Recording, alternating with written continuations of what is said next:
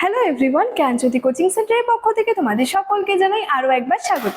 আজকের ক্লাসে আলোচনার বিষয় হচ্ছে ডিরোজিও সম্পর্কে, অর্থাৎ তোমরা যারা সিধু কানু বিরসা ইউনিভার্সিটির অধীনস্থ বিভিন্ন কলেজগুলিতে পড়াশোনা করছো, তোমাদের জন্য আজকের ক্লাসে 5th সেমিস্টার মাইনর হিস্ট্রি থেকে একটি গুরুত্বপূর্ণ বিষয় নিয়ে আলোচনা করব, সেটা হলো ডিরোজিও সম্পর্কে, অর্থাৎ ডিরোজিও কে ছিলেন এবং তার সম্পর্কে আজকের এই ক্লাসের মাধ্যমে তোমাদের সঙ্গে আলোচনা করব। ঠিক আছে? আচ্ছা, আলোচনার বিষয় শুরু করার আগে তোমাদেরকে একটা ছোট্ট ইনফরমেশন দিয়ে রাখি।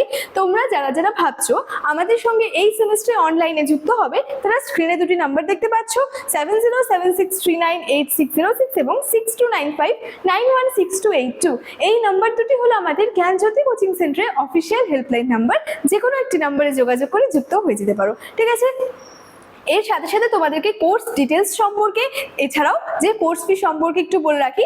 দেখো, কোর্স ডিটেলস এর মধ্যে রয়েছে তোমরা প্রপার গাইডেন্স পেয়ে যাচ্ছ, রেকর্ডেড ক্লাসেস পেয়ে যাচ্ছ, হাই কোয়ালিটি নোটস পেয়ে যাচ্ছ এবং 100% কমন সাজেশনস গুলো কিন্তু পেয়ে যাচ্ছ। তার সাথে সাথে তোমাদের সেমিস্টারের যেই কোর্স ফিটা রাখা হয়েছে সেটা হলো মেজরের কোর্স ফি রয়েছে 1299 এবং মাইনরের কোর্স ফি রয়েছে 699। ঠিক আছে? এই ছিল মূল ইনফরমেশনের বিষয়। এবার সরাসরি আলোচনার বিষয় শুরু করছি। দেখো, আলোচনার বিষয় প্রথমেই বলেছি যে আর কি ডিরোজিও সম্পর্কে আলোচনা করব। তার সম্পর্কে আমরা প্রথমে যে বিষয়গুলো জানবো সেটা হচ্ছে প্রারম্ভিক জীবন ও পরিচয় সম্পর্কে। এখানে রয়েছে জন্ম। ঠিক আছে? 1809 সালের 18 এপ্রিল কলকাতার এন্টালি পদ্মপুকুরে জন্মগ্রহণ করেছিলেন কিন্তু ডিরোজিও।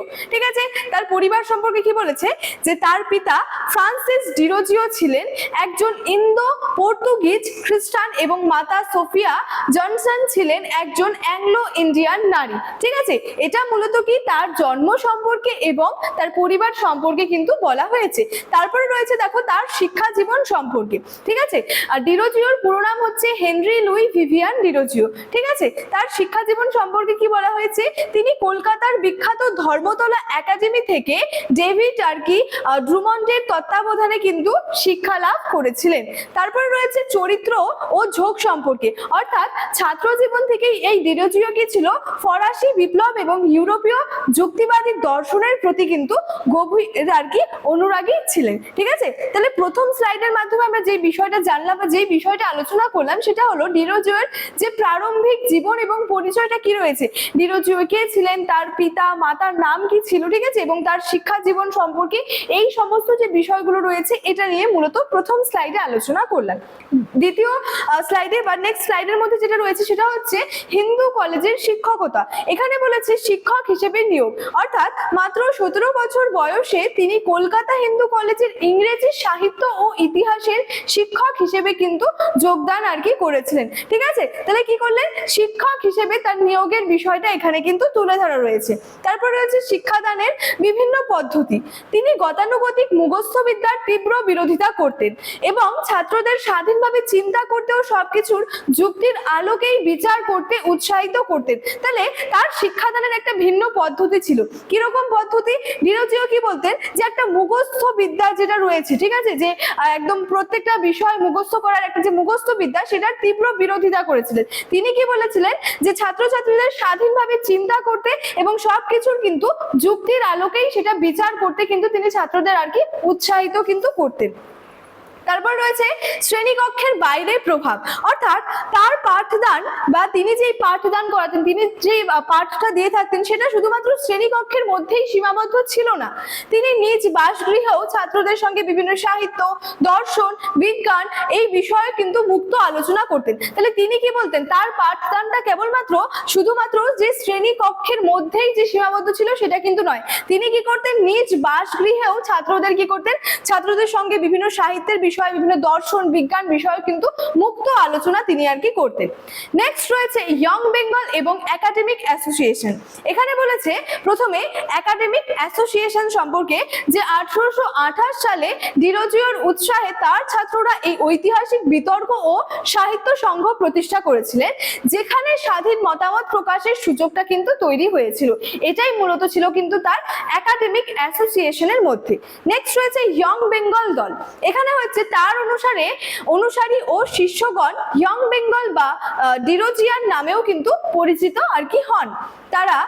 তারা যে গোঁড়ামি এবং কুসংস্কার, সামাজিক অন্যায়ের বিরুদ্ধে কি করেন, তীব্র আন্দোলন কিন্তু গড়ে তুলেছিলেন। তাহলে এই যে একটা ইয়ং বেঙ্গল দল গড়ে তোলা হয়েছিল, যেটাকে কিন্তু যে ডিরোজিয়ান নামেও আর কি পরিচিত, যে আর কি ডিরোজিওর অনুসারী ও শিষ্যগণ ইয়ং বেঙ্গল বা ডিরোজিয়ান নামে পরিচিত ছিল। তো মূলত কি এরা হচ্ছে গোঁড়ামি, যেটা রয়েছে কুসংস্কার, সামাজিক অন্যায়ের বিরুদ্ধে কি করেছিল, তীব্র আন্দোলন কিন্তু আর কি গড়ে তুলেছিল। নেক্সট রয়েছে সংস্কারের ডাক, অর্থাৎ নারী শিক্ষা, বাক স্বাধীনতা, সংবাদপত্রের স্বাধীনতা, এর সাথে সাথে বিচার ব্যবস্থায় সংস্কারের পক্ষে তারা কি করেছিল, একটা জোরালো কিন্তু ভূমিকা পালন করেছিল। তাদের ভূমিকাটা যেটা লক্ষ্য করা যায় সেক্ষেত্রে সেটা খুবই গুরুত্বপূর্ণ ছিল। নেক্সট হচ্ছে দেখো সাহিত্যকর্ম ও দেশপ্রেম। এখানে বলেছে প্রথম জাতীয়তাবাদী কবি, আধুনিক ভারতীয় ইংরেজি সাহিত্যের অন্যতম পথিকৃৎ ও প্রথম জাতীয়তাবাদী কবি হিসেবে স্বীকৃত। তারপরে রয়েছে হচ্ছে যে বিখ্যাত কিছু কিন্তু যে কবিতা রয়েছে, ঠিক আছে, যেমন রয়েছে আমার মাতৃভূমি ভারত, ঠিক আছে, এই সমস্ত বিষয়গুলো কিন্তু একটা অমর সৃষ্টির মধ্যে রয়েছে। দেশপ্রেম সম্পর্কে বলেছে মাতৃভূমির প্রতি তার অগাধ ভক্তি এবং ভালোবাসা তার কবিতার পংক্তিগুলিতে চিরস্মরণীয় কিন্তু হয়ে রয়েছে। তাহলে মাতৃভূমির প্রতি যে তার একটা যে ভক্তি ছিল, ভালোবাসা ছিল, সেগুলো কি হচ্ছে তার কবিতার মধ্যে কিন্তু চিরস্মরণীয়, বিভিন্ন পংক্তিতে চিরস্মরণীয় কিন্তু হয়ে রয়েছে। নেক্সট রয়েছে সাংবাদিকতা।